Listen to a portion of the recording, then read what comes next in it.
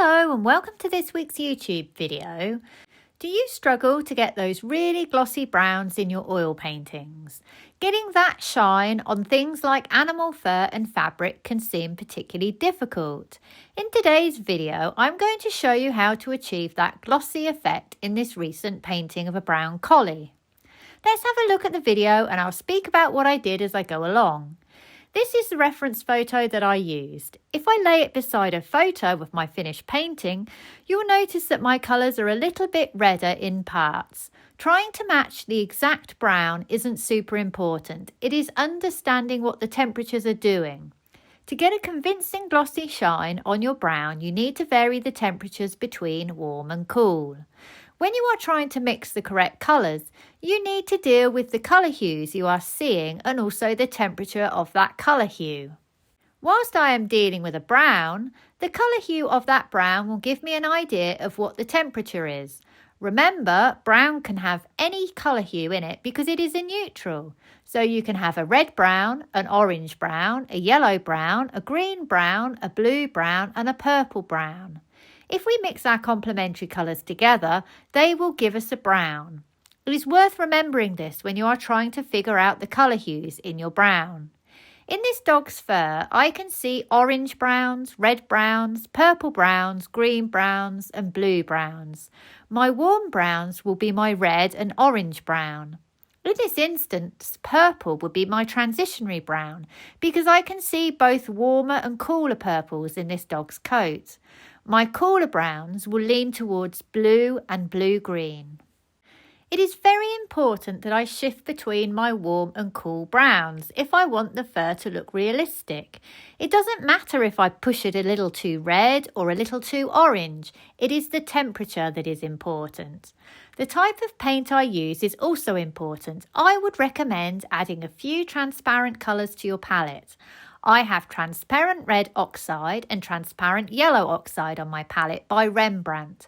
Transparent colours hold their tinting strength well when mixed with blacks, whites and midtones. When they are laid against more muted colours, they really pop and help give that impression of a glossy shine. Let me show you now my palette. The colours I am using are cadmium yellow light, yellow ochre light, transparent yellow oxide, cadmium red, alizarin crimson, transparent red oxide, ultramarine deep, burnt umber and titanium zinc white. I have also mixed up a few other colours, a black red and a black green.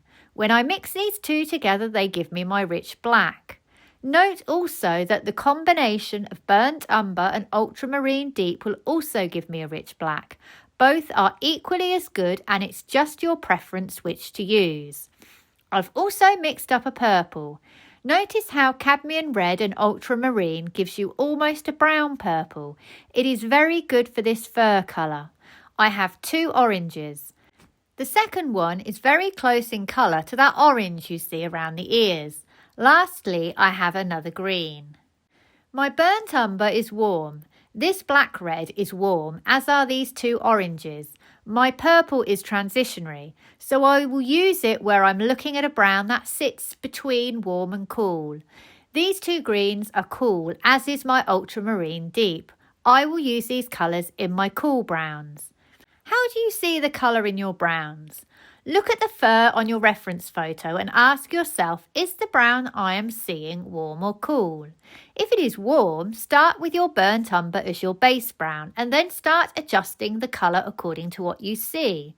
So if it is more orange, then perhaps add one of these two. If it is more red, then add one of your reds, etc.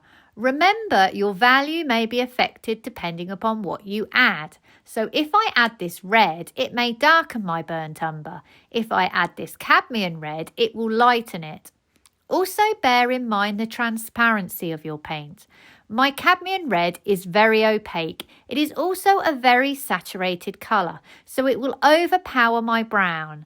But if I were to add my alizarin crimson or my transparent red oxide, it will not overpower my brown in the same way because these colours are semi-transparent and transparent. Understanding the colours on your palette is key to achieving a convincing glossy coat.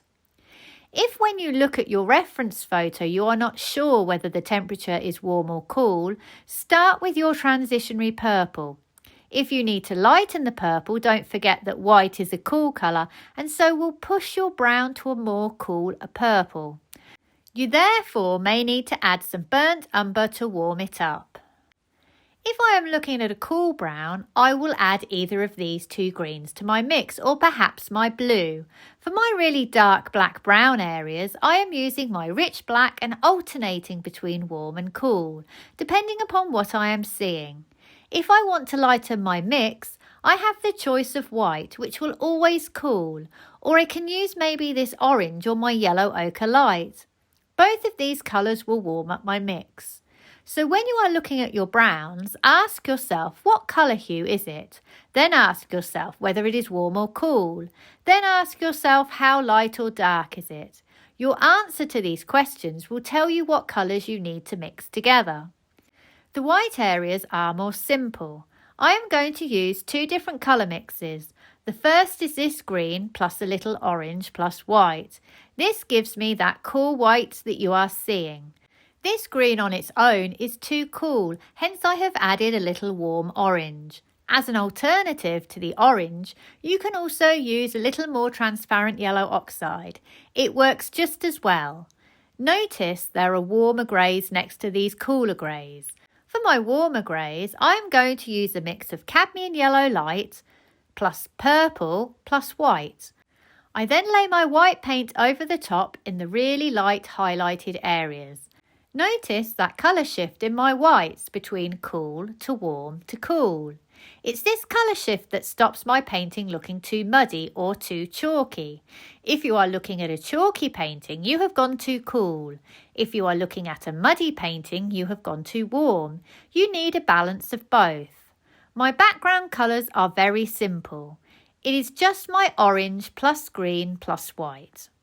Lastly, I should talk about my brushwork, as it is really important in a painting like this. Do not try and paint the individual strands you see of fur in your reference photo.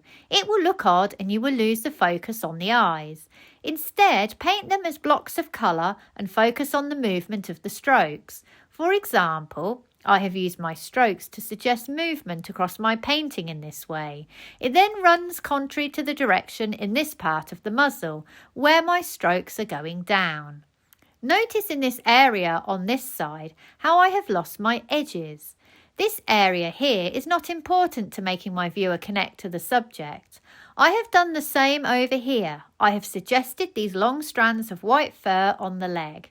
If I paint the detail, it will only detract from my eyes.